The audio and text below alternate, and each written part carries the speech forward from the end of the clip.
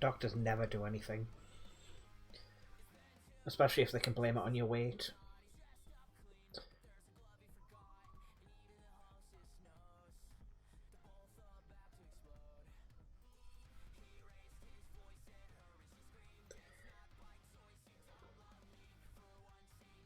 Like, my stream is not going to be fun today for anybody, including myself.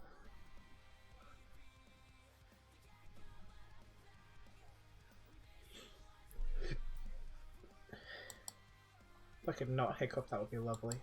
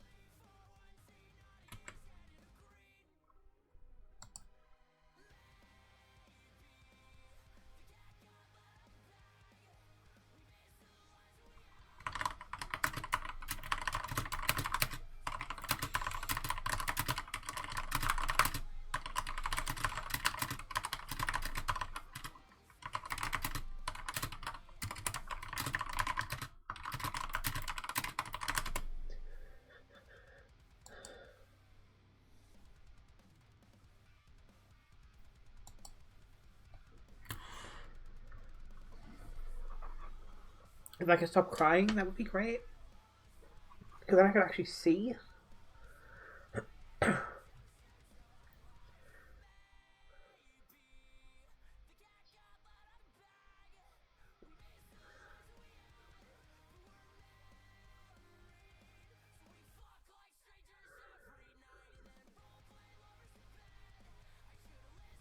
can't even read chat right now because I had to take my glasses off.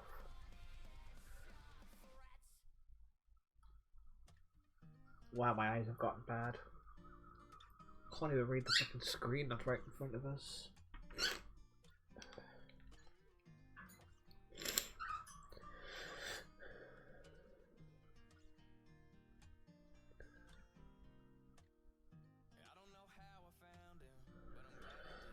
Hey, Jack.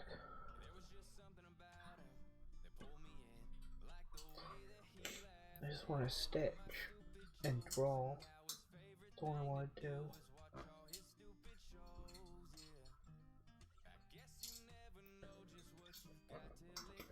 Can't even see the fucking stitching properly because my eyes won't fucking dry.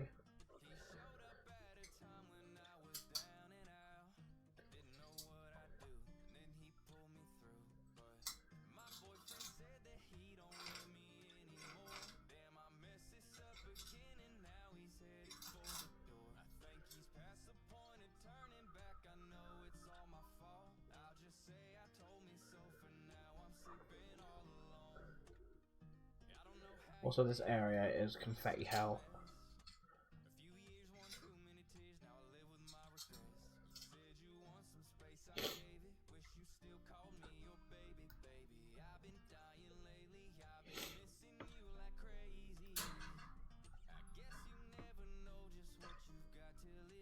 Three, 7, 5, 6.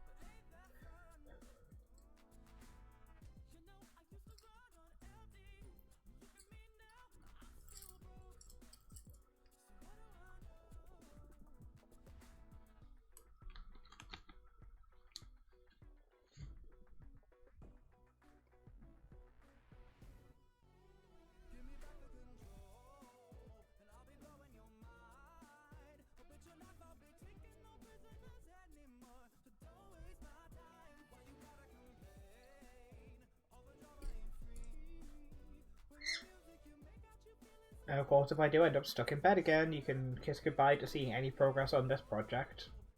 Because if you remember, I can't work on this one when I'm in bed because of the size of it.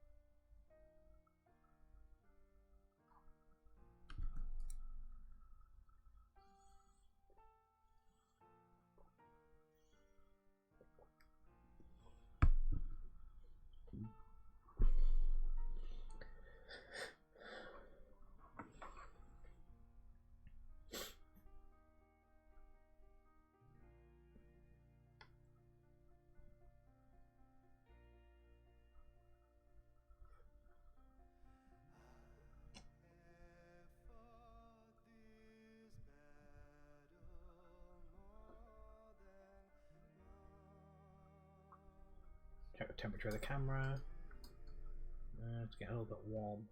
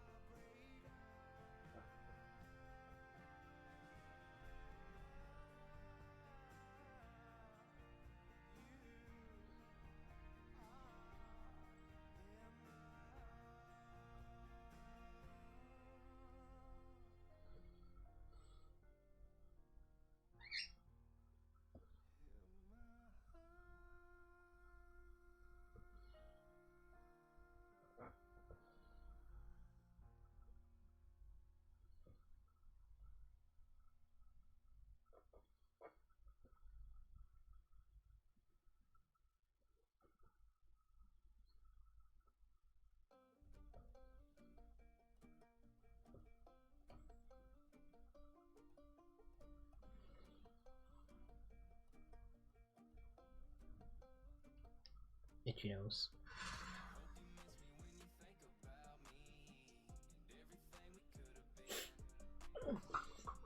Can you explain parking to me?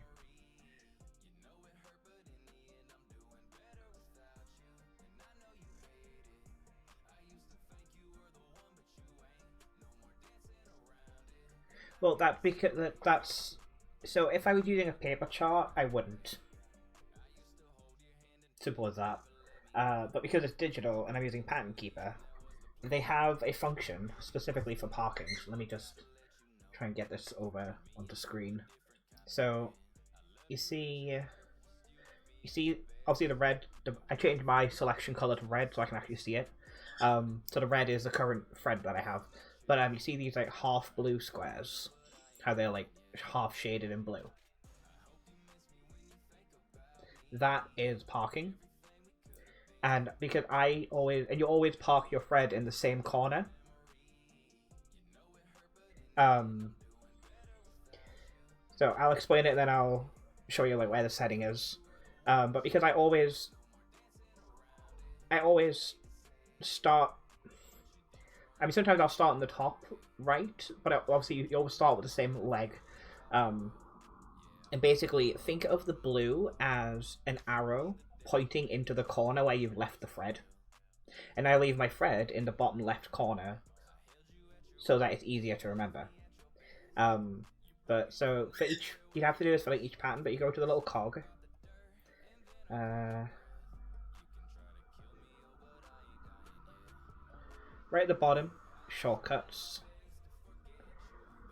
And then, and I'm trying to get this like the light isn't like obscuring it too much.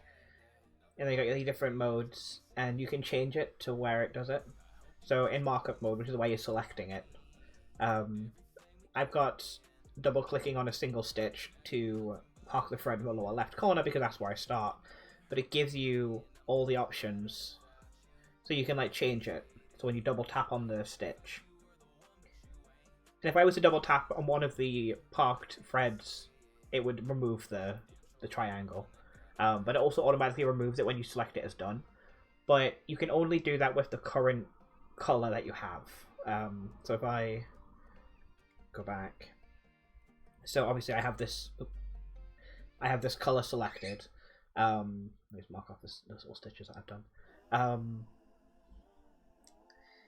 And so if I wanted to park the thread, I just double tap, and now that one has a little triangle. And if I double, sometimes you get curves, so your fat finger's in the way. You double tap again, and it goes away. So if you accidentally park the wrong thread, you can undo it. But because I have this one highlighted, if I try and tap on like one of these over here, no matter how many times I tap, it's not going to do it. It's only going to park in the current color, the same way as it won't select any of the other ones. So if I just mark those ones off as done real quick and see, okay, so I've just done this stitch, but I'll use this as an example. No, I don't want to select it. Nope, not that one. Because of the ring, it's kind of hard for me to tap. But so I've marked it as that one is parked. So if I then select it, mark it as done, the triangle goes away.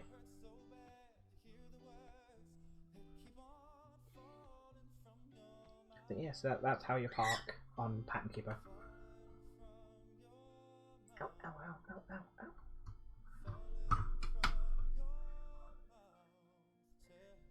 But yeah, that's how. Check the temperature of the camera. It's cooled down a bit. But that's how you do it.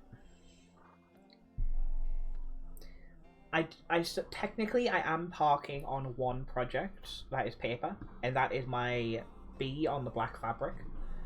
But with that one, what I'm doing is I'm using a pencil to put a little dot in the square so I know which one it is.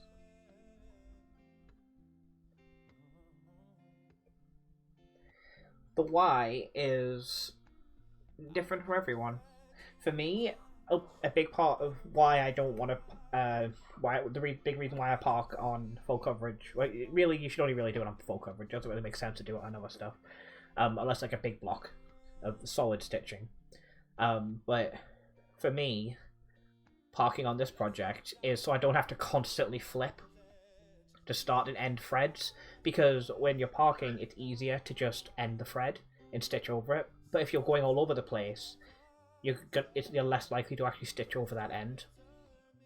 That's my personal reason for doing it, and also so I can get solid blocks and not have to go back in and try and find all the little stitches that are left behind, especially when it's confetti.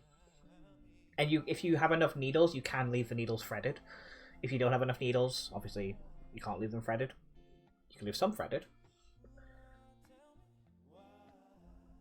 But for me, it makes more sense to park on a full coverage. And I do my parking in a two squares at once.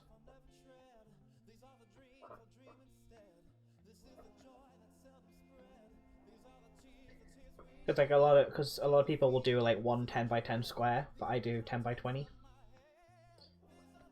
That way the thread can go a little bit further.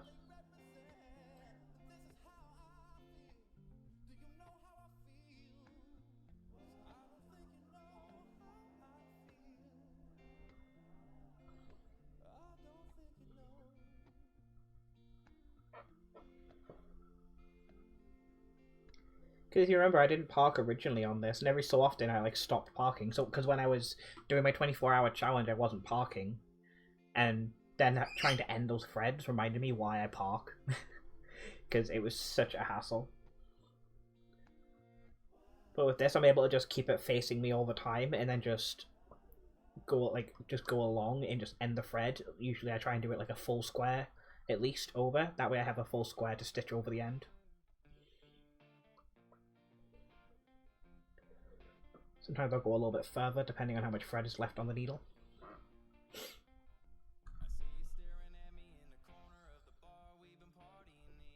Symptom.